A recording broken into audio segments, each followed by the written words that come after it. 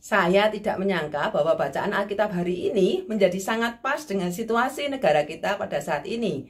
Padahal bacaan ini adalah bacaan leksionari yang sudah ditetapkan jauh-jauh hari dan bukan oleh kita sendiri, melainkan oleh sebuah organisasi bernama The Consultation on Common Text atau CCT.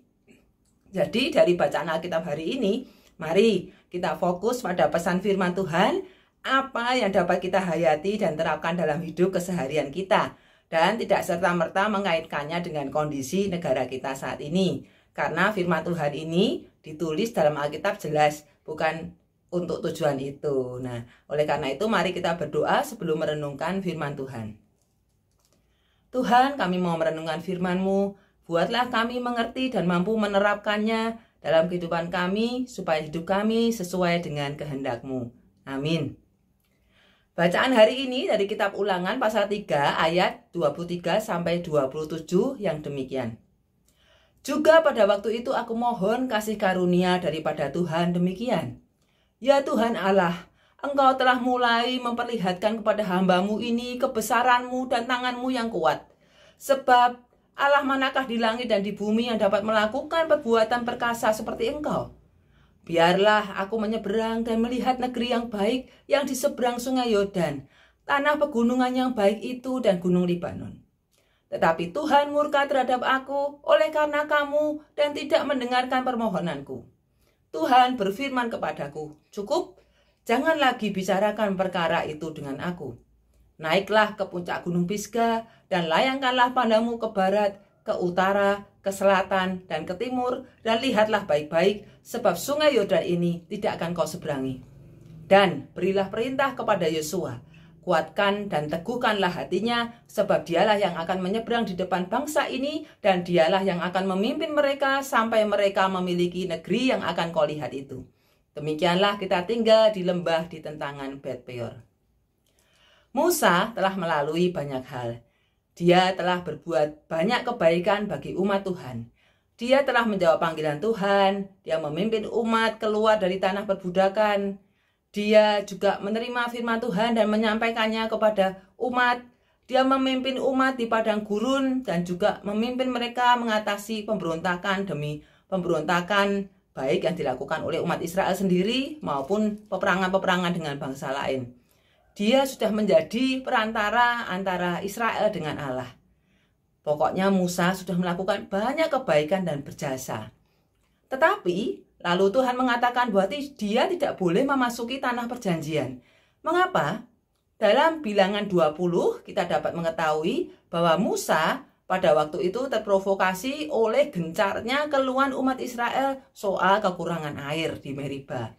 Sehingga kemudian Musa melanggar perintah Allah, di mana Allah memerintah Musa supaya berkata-kata pada bukit batu dan nanti air akan keluar dengan sendirinya. Namun Musa justru memukulkan tongkat ke bukit batu setelah berkata, "Dengarkan padaku, hai orang-orang durhaka, apa kami harus mengeluarkan air bagimu dari bukit batu ini?" Nah, Bilangan 20 ayat 10 mencatat itu. Jadi seolah-olah dirinya sendiri dan Harun pada waktu itu yang mengeluarkan air dari bukit, bukan Tuhan. Nah, disitulah Tuhan mengatakan bahwa Musa tidak percaya dan tidak menghormati kemuliaan Tuhan. Akibatnya, Musa tidak diizinkan Tuhan memasuki tanah perjanjian. Dan meskipun Musa memohon kemurahan hati Tuhan, Tuhan meminta Musa untuk tidak membicarakan hal itu lagi.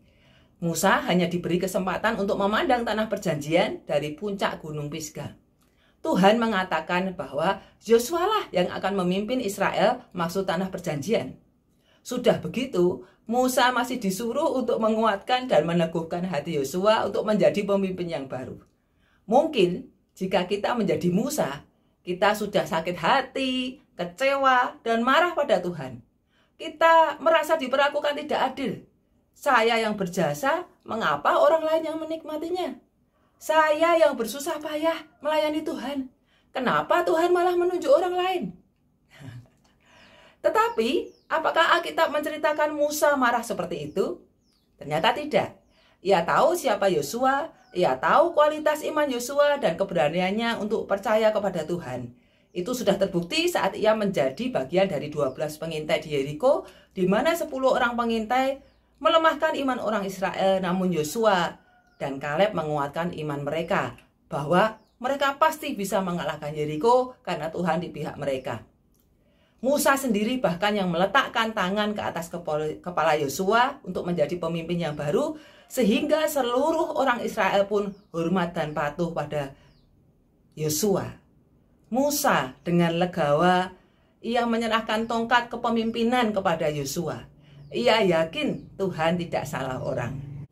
Sahabat GKI Klasi Solo, sikap legowo berarti ikhlas yang di dalamnya mengandung ketulusan hati, hati yang bersih dan kejujuran. Dalam bahasa Jawa, kata legowo kerap disandingkan dengan kata lilo, menjadi lilo legowo yang artinya rela dan ikhlas dalam hal penyerahan atau pemberian kepada orang lain. Sikap legowo sangat diperlukan, baik ketika seorang menjadi pemimpin ataupun pelayan. Sikap legowo memberi ruang kepada seseorang untuk mawas diri kapan dia harus merasa cukup, sekaligus memberikan kepercayaan kepada generasi penerus untuk melanjutkan kepemimpinan atau pelayanan. Sikap legowo memberi ruang untuk menyadari bahwa di atas langit masih ada langit lagi. Artinya, sehebat apapun seseorang, masih akan terus ada orang-orang hebat yang Tuhan sediakan untuk kebaikan banyak orang. Sebab, siapakah sebenarnya pemilik perjalanan hidup ini? Bukankah Tuhan sendiri? Maka Tuhan yang akan memilih dan menempatkan orang-orang kepercayaannya. Bersikap legowo bukan berarti sebuah kekalahan. Justru disitulah seseorang boleh merasa lega bahwa ia telah bekerja keras dan bertanggung jawab selama ini. Apa yang menjadi tugasnya sudah dijalankan dengan baik. Dan Tuhan menghargai orang-orang yang semacam itu. Sebagaimana Tuhan juga menghargai Musa. Dengan tidak mengizinkan Musa memasuki tanah perjanjian, Tuhan itu bukannya tidak adil. Di tanah perjanjian nanti, Israel akan memasuki babak kehidupan yang baru. Dan dalam babak yang baru itu nanti, orang Israel akan mengalami banyak peperangan menaklukkan bangsa-bangsa di Kanaan sebelum akhirnya bisa mendudukinya. Babak baru yang semacam itu tentu sudah bukan bagiannya Musa lagi. Apa yang dilihat Musa dari puncak Gunung Pisga adalah sebuah keindahan yang memberikan perasaan bahagia bahwa nanti bangsanya akan tiba di sana. Musa tidak akan mengalami peperangan, apalagi mengalami bahwa nanti Israel pada akhirnya akan kembali memberontak kepada Tuhan meskipun sudah menduduki tanah perjanjian. Maka kalau Tuhan berkata cukup, itu bukan karena Musa dianggap tidak mampu. Alkitab mencatat dalam Ulangan 34 ayat 7 bahwa Musa berumur 120 tahun ketika ia mati, matanya belum kabur dan kekuatannya belum hilang. Jadi bukan karena Musa tidak mampu, ya tidak diizinkan masuk tanah perjanjian. Bukan juga karena Tuhan tidak mau mengampuni dosa Musa dan inilah balasannya, bukan. Tapi Tuhan tahu sudah saatnya Musa berhenti. Sudah cukup. Dan Tuhan akan memberikan istirahat panjang buat Musa dari segala jerih lelahnya selama ini. Kiranya pengalaman Musa ini menjadi inspirasi bagi kita semua yang saat ini mungkin sedang menghadapi situasi seperti Musa.